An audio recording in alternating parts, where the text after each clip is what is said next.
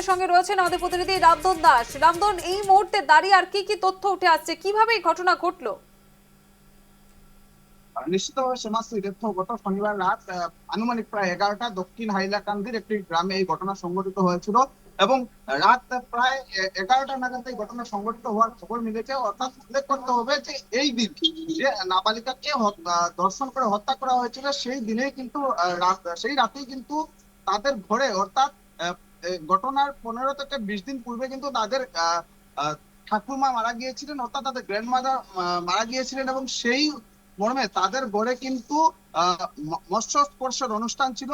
এবং সেই অনুষ্ঠানে কিন্তু ঘরের সকলেই সেই যেহেতু তাদের যে নাবালিকার যে ঘরে মৃত্যু হয়েছে, অর্থাৎ তাদের যে ঘর, সেই ঘরের ঠিক পেছনেই রয়েছে তাদের যৌথ পরিবারের ঘরটি। এবং যেখানে তাদের ঠাকুরমার মৃত্যুর পর যে শ্রাদ্ধ বা অন্যান্য অনুষ্ঠান হয়েছিল সেই ঘরে হয়েছিল। এবং তারপরে অর্থাৎ যে ঘরের মধ্যে নাবালিকা নিজে এসেছিল, অর্থাৎ তার শারীরিক কিছু সমস্যা বা শারীরিক কোনো অসুবিধা হওয়ার ফলে কিন্তু সে যে অনুষ্ঠান, অর্থাৎ মৎস্য স্পর্শ অনুষ্ঠান যেখানে হয়েছিল সেই ঘর থেকে কিছুক্ষণের জন্য নিজের ঘরে এসেছিল, যাতে এখানে কিছুক্ষণ রেস্ট নিতে পারে। এবং সেই কিছু তারপরেই কিন্তু যখন খাওয়া দাওয়ার সময় আসে, অর্থাৎ মৎস্য স্পর্শের অনুষ্ঠানে যখন খাওয়া দাওয়ার সময় এসেছিল, তার পরিবারের মানুষ আবার তাকে ডাকতে এসেছিলেন, তার ঘরের কাছে এসেছেন, ডেকেছিলেন। এবং সে কিন্তু তখনও জানিয়েছিল যে আমি আসছি, আমার শরীরে যদি সামান্য উন্নতি বুঝি আমি ফিরে আসছি, বা আমি এই মৎস্য স্পর্শ অনুষ্ঠানে যোগ দেব।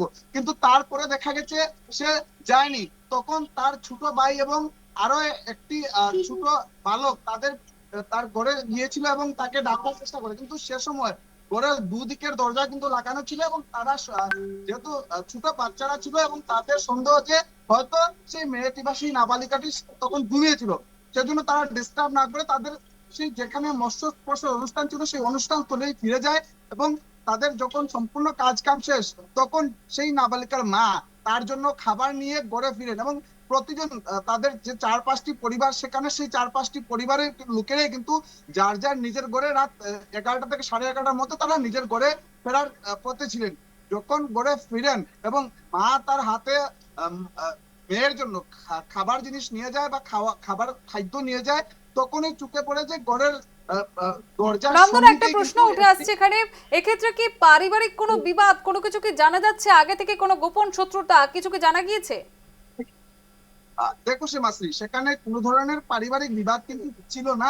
যেহেতু আমি তোমাকে বলেছি যে তাদের ঠাকুরমা প্রায় 15 থেকে 20 দিন পূর্বে মারা গিয়েছে। এবং সে ঠাকুরমার আসলে যে হিন্দু রীতি অনুযায়ী আমাদের যদি পরিবারের কেউ মারা যায় বা তারপরে অনেক কিছু কাজ থাকে যেগুলো, অর্থাৎ যেমন শ্রাদ্ধ অনুষ্ঠান, বৈষ্ণব সেবা বা যেমন মৎস্য স্পর্শ। এবং ওই দিনেই কিন্তু এখানে মৎস্য স্পর্শের অনুষ্ঠানটা ছিল। এবং তারপর যে ঘটনাটা আমি উল্লেখ করেছিলাম, পরবর্তীতে মা যখন খাবার নিয়ে মেয়ের জন্য ঘরে প্রবেশ করে, বেশ। তখন তাদের যে মোবাইলটা ছিল সেই মোবাইলটা ভাঙ্গা চূড়া অবস্থায় ঘরের সামনে দেখতে পারেন। তারপর তিনি দরজা ঠেলে ভিতরে যখন প্রবেশ করেন এবং মেয়ের সম্মুখে যান, তখনই কিন্তু শুরু হয় হাল্লা চিৎকারে। অর্থাৎ তখন তিনি নিজে প্রবেশ করে দেখতে পারেন যে মেয়েটি একেবারে রক্তাক্ত অবস্থায় পড়ে রয়েছে। এবং পুরো ঘর জুড়ে কিন্তু যে রুম ছিল, যে রুমের মধ্যে কিন্তু রক্তে লাল হয়ে পড়েছে, এক প্রকার সমুদ্রের রূপ, কারণ পুরো ঘর জুড়ে কিন্তু রক্ত ছিল। সেই চিৎকার চেঁচামেচির পরেই কিন্তু, যেহেতু মৎস্য স্পর্শ থেকে সবাই নিজ নিজ ঘরে ফিরছিলেন, সেই শব্দ পেয়ে সবাই দৌড়ে আসেন। এবং তারপরেই এই ঘটনার যে ঘটনা তা প্রকাশ্যে আসে এবং রীতিমতো কৌতূহল বিরাজ করে, এক প্রকার চাঞ্চল্য বিরাজ করেছিল ওই দিন। এবং সেই ঘটনার খবর পাওয়ার পরেই কিন্তু হাইলাকান্দি পুলিশ ঘটনাস্থলে পৌঁছায়। ঘটনাস্থলে পৌঁছে কিন্তু সেদিন সারা রাত হাইলাকান্দি পুলিশ সেখানে থাকে। এবং তারপরেই ওই দিন রাতে কিন্তু 3 থেকে 4 জনকে পুলিশ সন্দেহের আবর্তে আটক করেছিল।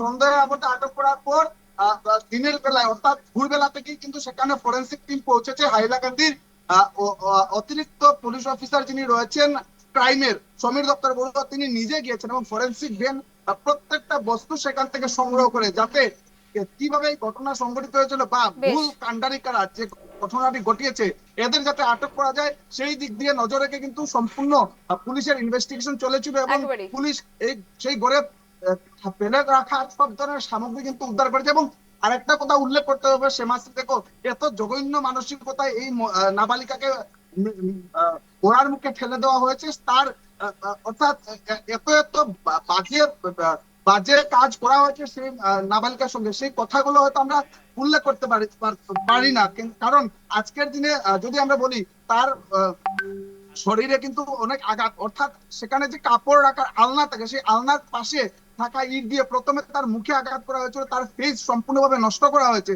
তারপর তার যৌনাঙ্গে নিয়ে অনেক অত্যাচার করা হয়েছে, শারীরিকভাবে বিশেষ করে অত্যাচার করা হয়েছে তাকে, এবং এরপরে তাকে একেবারে মেরে ফেলে দেওয়া হয়েছে, একেবারে প্রাণে মেরেছে। অর্থাৎ আমরা যদি একেবারে সেখানের একেবারে খবর জানি বা জঘন্যতম অপরাধ রামদন, তুমি যেমনটা বলছো একেবারে তোমার সঙ্গে সহমত। অসংখ্য ধন্যবাদ। পরবর্তী আপডেটের জন্য তোমার কাছে আবারও আসবো।